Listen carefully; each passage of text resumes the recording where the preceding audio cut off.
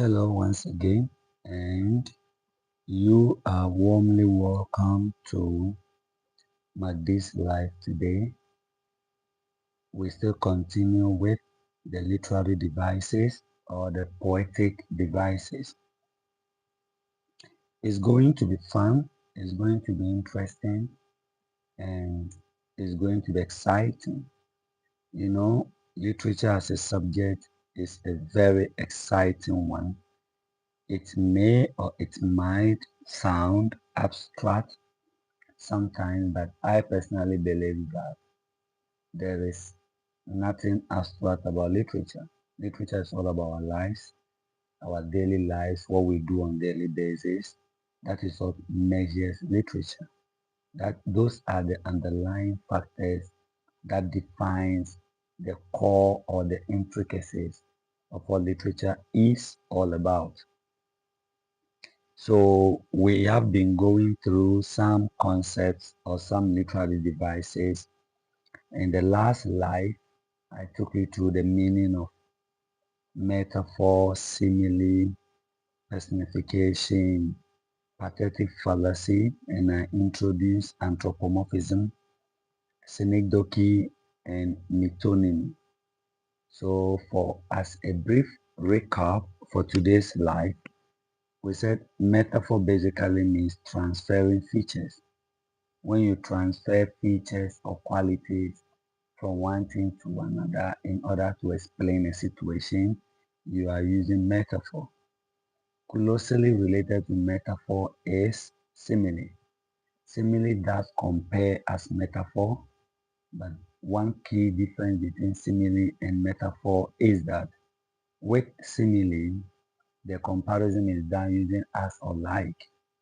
Then I also mentioned personification to be giving human attributes to inanimate objects. If you don't understand inanimate, what I mean by inanimate is things that are not humans or that are not living, basically. Then pathetic fallacy is a form of personification that has the limitations or that is limited to nature or weather. Then synecdoche is when part is used to represent a whole, and metonymy is when an attribute is used to explain or to refer to an entire thing. Now, today we'll be looking at irony, sarcasm, anachronism, one of my favorite, oxymoron, and pun, if time permits us or if time allows us. So basically, or in order not to waste much time, let's zoom in straight to what an irony is. You might have heard a lot of people talk about irony. This statement is ironical, this situation is ironical, etc., etc. Now, when we talk about irony, we are talking about direct opposite of what is seen, said, or experienced. I'm trying to make it fundamental. Direct opposite of what is seen, or what is said, or what is experienced. I will explain these keywords, seen, said, and experienced. I will explain it into details when I'm taking you through the types of irony that we have. So irony could also be explained as when there is a difference or when there is uh, an inverse or reverse of what is expected and what actually happened. So the difference between what you expect and what happens or what is said is ironical, or the difference between what is said and what the speaker really means or meant is also ironical. Now, basically, what we are trying to say about irony here is that sometimes people say things, but they mean the direct opposite of what they have said. That is ironical. You describe or classify such a saying or such a statement as an ironical statement. Two, irony could also be explained as when you experience the reverse of what you expected. That is also ironical. So now let me use the types of irony to explain it into detail for your comprehension. Now we have three main types of irony. They are verbal irony, situational irony, and dramatic irony. Personally, I think that the dramatic irony isn't so much common or isn't so much popularly used. It depends on your experience, by the way. When I say experience, I mean what you have gone through and what you have seen in this life, your your your interest level. That is what defines whether you will agree.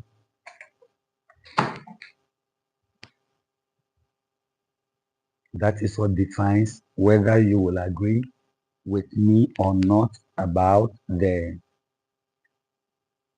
dramatic irony or your understanding. So let me now explain verbal irony. Like the key word there is verbal. Verbal is spoken, what is said. So when we talk about verbal irony, we are talking about a situation where someone says something and means the direct opposite of what he said.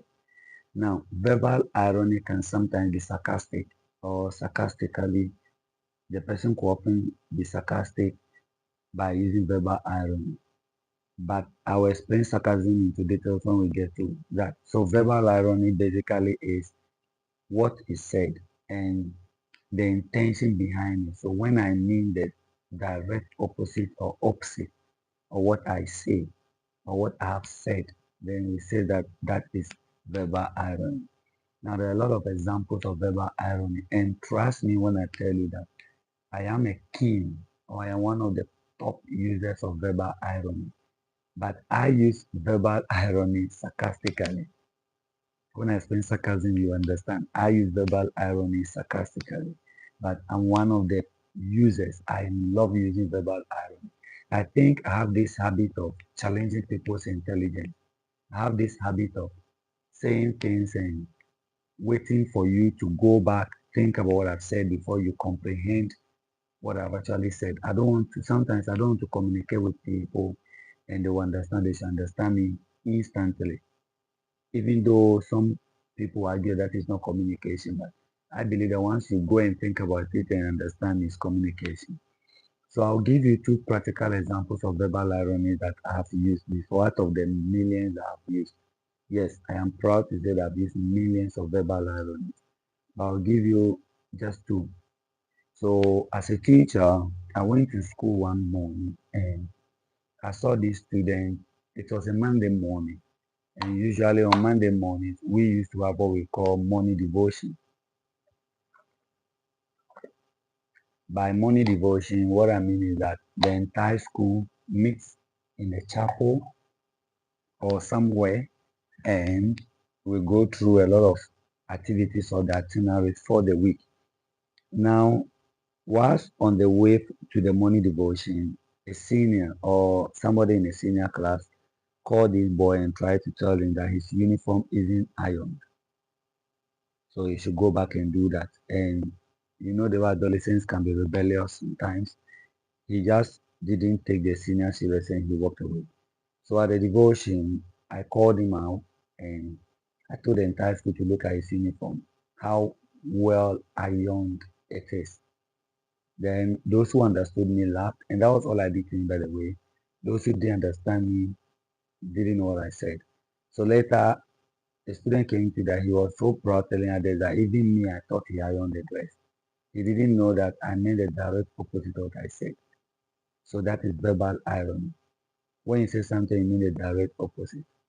Another example of verbal irony that I use quite frequently is, and I'll repeat, is great weather. Sometimes the weather is so unfriendly, hot, cold, chilled, stormy, or anything. But you hear me say something like great weather. So the great weather I use, I actually didn't mean that the weather is great, but I meant the direct opposite of that. I mean the direct opposite of great weather. Then, so that is ironical because I am not referring to a weather that is great. Okay, so now if you look on my screen, I'm leaving a question there. So the question is, do you think we should use more ironies in our day-to-day conversations? So do you think we should use more ironies, specifically, I mean verbal ironies in our daily lives? So you can answer this. You can answer it and I'll respond. So when you say great weather, when you don't mean the weather is actually great, that is also ironical. So that's another example of irony. Now let's look at another example of verbal irony, sorry. Now let's look at situational irony. When we talk about situational irony, we actually mean that you find yourself in a situation, and in that particular situation, sorry for that, you find yourself in a situation, and in that particular situation, you have an expectation or you had an expectation, but you witness the direct opposite of that expectation. Then we say that your irony or that situation has given what we call situational irony. For example, when armed robbers attacks a police station in your community, situationally it's ironical. Ironical because the police station that has been established in your community is meant to protect the citizens in that community. It's meant to protect the people from hooligans, from unlawful citizens like armed robbers. So if an armed robber or if a group of um, armed robbers here basically mean people who have arms on themselves and they go to steal by force. If a group of such people goes and attack the police station in your community, situational that is ironical. Two, you visit the house of a carpenter. So a carpenter is someone who uses wood to design furniture, a furniture worker. You visit the house of a carpenter and you have no stool or no seat to sit on. Meanwhile, this carpenter produces a lot and sells. So that is ironical because you expect that a carpenter that produces such things and sells should have a lot of those in his or her house. A nurse who cannot give an injection basically can be situational irony, or a fire station that is burnt down. That can also be situational irony. And a very good example of situational irony I read in a book before was there was an accident, a car accident, but luckily for the occupants of the car, nobody died. Pardon me, nobody died in the accident, but people got injured. People were hurt. Then one of the injured victims called an ambulance service to come and help them. So the ambulance driver got there and unluckily, unfortunately, killed two people using his ambulance. Situation that's ironical because the ambulance driver is there to save lives. And he or she ended up taking lives. That is situational irony. Then the last type of irony is what we call dramatic irony. I explained this in one of my videos. It came up. So one thing about my teachings is that, so one thing about my teaching is that sometimes when I'm teaching one thing, literature is interconnected, interrelated. Something else may pop up and I have to explain it. So I did that. So dramatic irony is when the audience knows more than the characters on stage. I've watched movies with people, older people like my parents, my mom specifically, and there has been a lot of dramatic irony. She didn't know the name for it, but there's danger ahead, and she, the audience are aware there's danger ahead. The character isn't aware. So when the character is trying to make some decisions or take some decisions, the audience keep warning the character, "Don't do it, don't do it, don't do it." So traditionally, you are watching a drama or a movie, and the protagonist villain or Achilles heel. Achilles heel means weakness. Is a friend, but the protagonist always confines in that friend. You have every right to see it as dramatic irony. Dramatic irony because you, the audience, you, the one watching, seem to have more knowledge or seem to be more knowledgeable about happenings in the series, in the drama, in the movie, in the film than the, how do you call it, the characters on stage, and we say it's dramatic irony. So basically, this is all about irony. We have verbal irony when you say something mean the direct opposite. We have situational irony when you find yourself in a situation and the outcome is direct opposite of what you expected.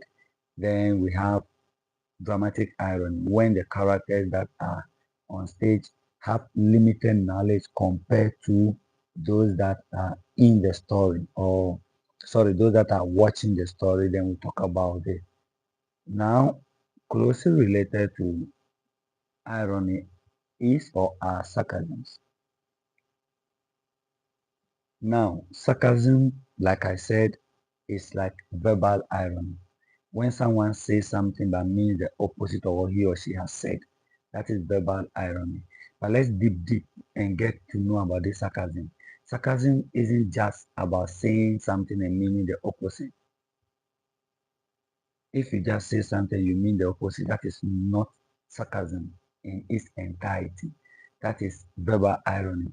But when you say it and you mean the opposite, and you say it in a mocking or jovial or rude manner, then it becomes sarcasm. So people believe, or people always say that sarcasms are insultive in nature.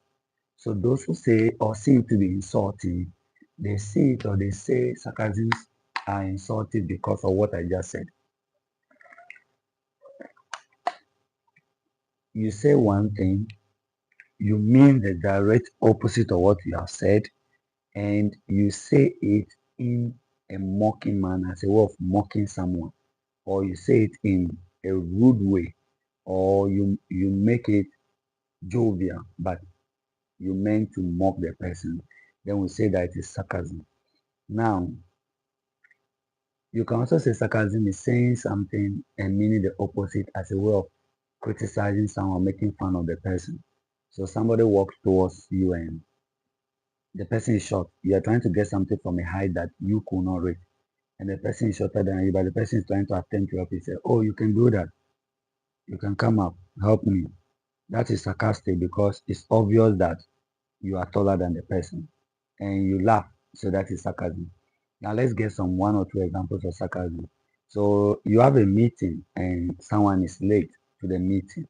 Wow, you are so punctual. That is jovial, but you are actually mocking the person. Wow, you are so punctual. Obviously, you are not. It's not a compliment. You are not complimenting the person for coming early because it's obvious that the person is late.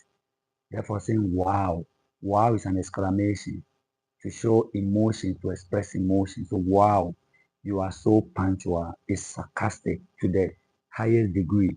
There's irony there, but this is sarcastic because you are mocking the person in a way. And whatever you meant by punctuality is the direct opposite. You don't actually mean that the person is really, really punctual. No. Another example of sarcasm as a teacher, let me give one from my field. So we are looking at a student that failed a test. Well, that went perfectly right, or that's a perfect score. Basically, failing a test, whatever score you get in failing a test, shouldn't be classified as a perfect score. So saying, wow, that's a perfect score, that is also sarcastic. That is also sarcasm. Now, let me add one more to the examples of sarcasm. So we say it's raining heavily,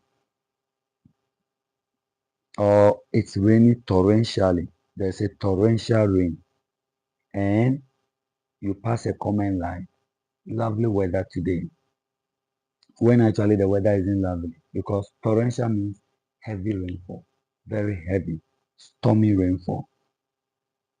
So by complimenting in that way, that becomes sarcastic. So basically, that is what sarcasm is all about. Now that we have been able to understand ironies and sarcasms. Let's try to get one distinction or the main distinction. So irony is broad. Ironies are not always meant to hurt people, but sarcasms are intentional and they are meant to hurt or mock the person. So the intention makes it sarcasm. That's what I want you to note as the main distinction between ironies and sarcasm. Now, one device that I believe that a lot of people don't like teaching, or a lot of teachers either they are not aware of it or they don't like teaching it, is anachronism. Anachronism. Anachronism. The spelling is on the screen, so you could take some notes about anachronism, or you could listen to this later. I'll post it on my timeline on YouTube for you to listen. So when we talk about anachronism, we means when a person, a thing, or an idea is out of the time period within which it is used or placed in. When there's an outdated or outmoded thing, person, or idea that is used in a wrong time frame, we call it anachronism. Now let me put it in a very simple day-to-day language. When a person, it could be Dr. Kwame Nkrumah, the famous president of Ghana. It could be Ban Ki-moon, one of the leading UN chairpersons. It could be Donald Trump, the leading or the current sitting president of the United States of America. It could be Michael Jordan. It could be any famous person. When a person, a thing, it could be a clock, it could be a phone, it could be a laptop, or an idea. It could be education, it could be transportation, any idea is placed in a time frame that is impossible for that same person idea to exist in. So let me use one example to explain what I mean. You watch uh, a movie of medieval times, prehistoric times, or classical periods, and in watching this movie, you see a character in this movie using a mobile phone. That is purely anachronistic because during the time that this movie is represented, there were no use of mobile phones. Mobile phones were not made, they were not even invented. So for a person, a character, or a thing to use mobile phones during this time frame or time period, that is very, very much qualified to be anachronistic because the mobile phone, which is the thing, is placed in a time frame that is inappropriate. That's an example of anachronism. You watch a Roman movie. When we talk about Roman, we are talking about prehistoric movies like times of the Roman Empire. I think those were the 12, 13, 14, 15 centuries, if I'm right. And you see a Roman soldier in a Gucci wristwatch, a Roman soldier in a modern wristwatch, ordinarily wearing a wristwatch. That is anachronistic. When was wristwatches invented? When? Obviously, they were not invented during the time of the Roman soldiers. There were no shoes, sneakers, training during their time. So Roman soldier cannot wear wristwatch. So we are putting a wristwatch in a time frame that is inappropriate. Now, ancient Egypt, we all know about the history of Egypt, the ancient Egypt times, and you see cars. You watch classical movies, you see modernized cars. That is anachronistic. So basically, when we talk about anachronism, I'm talking about when things seem up to you. You watch movies, you read stories, and you wonder if it is even possible. It's unimaginable that what you are seeing is likely to happen, then that is anachronistic. It's unimaginable for somebody to drive a Bugatti in a movie of Jesus or Buddha. That's anachronistic because during the time of these great spiritual leaders, there were nothing like Bugattis.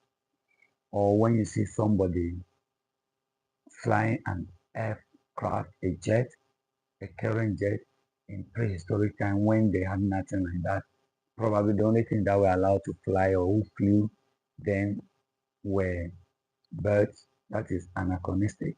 Now, Why do we use anachronism? In literature, why do writers use anachronism?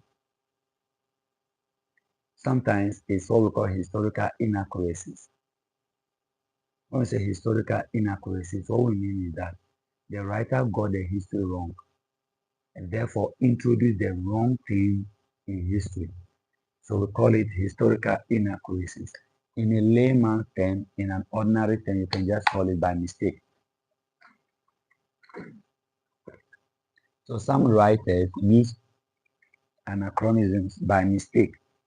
So what I mean by they use it by mistake is that they couldn't grasp history very well. Therefore, they altered it. Then two, on purpose, to create humor of what we call in language stylistic effect.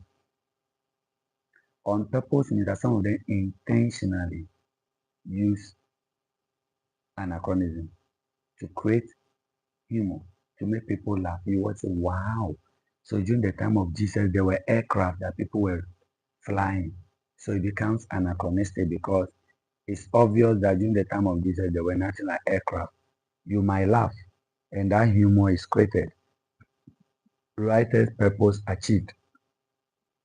Writer's intention achieved. Another instance of maybe on purpose or stylistic effect. Style is to foreground, to bring ideas. So stylistically, you introduce something that isn't supposed to be where you are introducing it because during the time that thing wouldn't live. Then people's people wonder the idea, they catch that. So you have foregrounded that idea. You draw attention to that scene or what you have written or introduced. But I'll be quick to inform you that anachronisms are not only outmoded or backwards, it could be forward. You can imagine watching a movie of the 21st century, seeing Jesus in the movie. Basically, as I said, Jesus still living during our time. Now he isn't living. So, or you watch a current movie and you see people using things that are outmoded and are no more in use today. So that's on purpose for humor or statistic effect. Now, as a way of concluding, this is the easiest way that you can learn anachronism.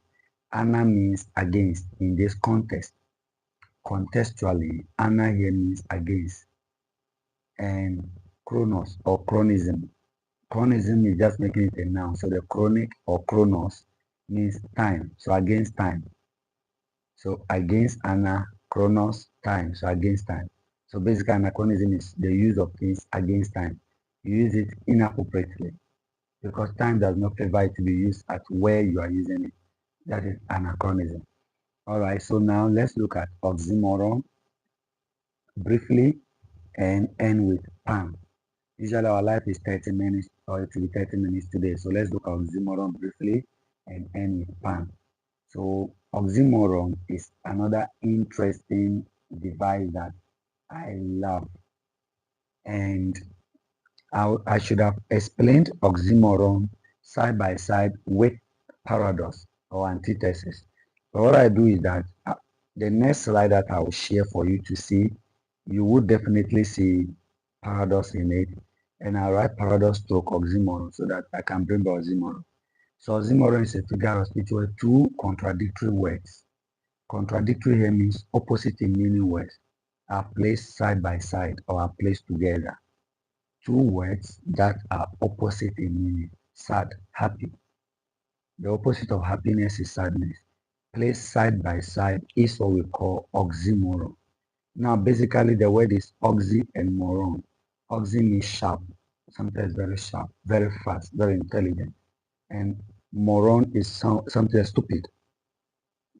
So sharp, stupid. So basically, the root words oxy and moron explains what oxymoron is all about. Oxy, sharp, moron, stupid. So putting or combination of two opposite ideas in one phrase is oxymoron. Let's get some few examples of oxymoron in this case. Uh, bitter sweet. I know you have heard bitter sweet experience. Bitter sweet experience. Bitter sweet experience. So bitter and sweet are direct opposite that are being placed side by side here, and that makes it oxymoron. So bittersweet experience is oxymoron. Another example of oxymoron is living dead. It's a living dead. If you are living, you are living. If you are dead, you are dead. If you are not living, you are dead. If you are not dead, you are living. Therefore, they have opposite meaning put together. Deafening silence. Deafening means something that's so loud.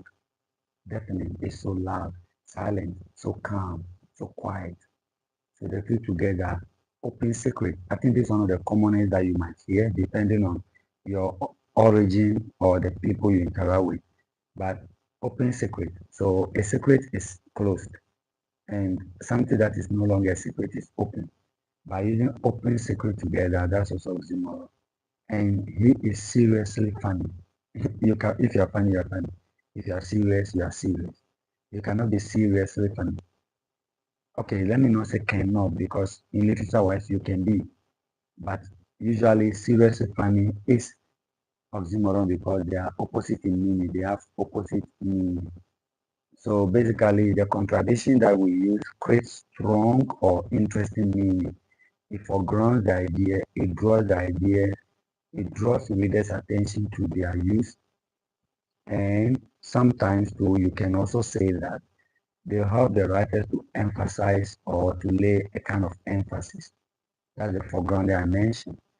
Finally, I want us to look at pan. I will not want to repeat this slide again, so let's conclude with pan. What is pan? So pan is a form of word play. When you play with the meaning of words. So basically, I always tell my students that you need good knowledge of language to be able to comprehend terms easily. You need proper knowledge of language because when a word is used and the writer or the user is playing with the meaning, if you don't understand the meaning of the word, it's difficult to understand the word that the person is using. And therefore, the pan cannot work. So, like, you will not comprehend what the person is trying to say. In other words, a pan is using words that have more than one meaning, and therefore using one meaning in another way. So writers read and they seem to get more than one meaning, the double meaning for the statement. I used to be a baker, but I couldn't make enough dough. Now, dough here could mean bread mixer, mixing the flour to get the mixture for the bread. That could be dough, D-O-U-G-H. The dough could also mean money. That is a slang. That is a slang. The dough could mean money, and that's a slang. So I used to be a baker, but I couldn't make enough dough. The writer could be saying that I used to be a baker, but I didn't know how to mix flour. The speaker could also be saying that I used to be a baker, but I couldn't make enough money. This is what defines the pan. You are playing with words. And one day I'll find time to explain to some of the words that you can play with. You know, we have homonyms. The way you learn about synonyms and antonyms, we have homonyms. And under homonyms, you have homophones and homographs. When I have time, I'll explain. If you want to know more, just leave your comment and I'll explain to you. The another example of time flies like an arrow. Fruit falls like a banana. Time flies like an arrow. Fruit, fruit flies like a banana. Now, times like move quickly. That is time here. Time could mean move quickly. That is time here. Time could also mean an insect. Sorry, flies. Sorry, I got a little distraction here. I'm sorry for that. Flies could mean, I said time flies. Wow. Time flies like an arrow. Fruit flies like a banana. One more. Time flies like an arrow. Fruit flies like a banana. Fly there could mean move quickly, like the way you said fly. It could also mean an insect, a fly. Either way, we are using flies, F-L-I-E-S, F-L-I-E-S. We are using it because it has multiple meaning. It could be moving fast. The aeroplane flew quickly. Okay, let me use it in the simple present like I use fly. So aeroplanes fly or the aeroplane flies every day. The aeroplane flies every day. So flies there means move quickly or move. movement. Then fruits, flies, like a banana. So fruit, the flies there could be insect, movement of insect or insect. So whatever way we are using. So one more example of a fan. I am reading a book on anti-gravity, but it's impossible to put down. I cannot put the book down because it's fun. But I say anti-gravity. Gravity is anything goes up, comes down. And it's impossible to put the book down means that the book is obeying gravity. But I'm reading the book about anti-gravity. And that is also a good example of fun. So we have different types of fans. We have homophones I mentioned as a type of fan, which means that when you hear phone sound, in English, phone could mean sound. So homophones need two words that have the same sound by different meaning.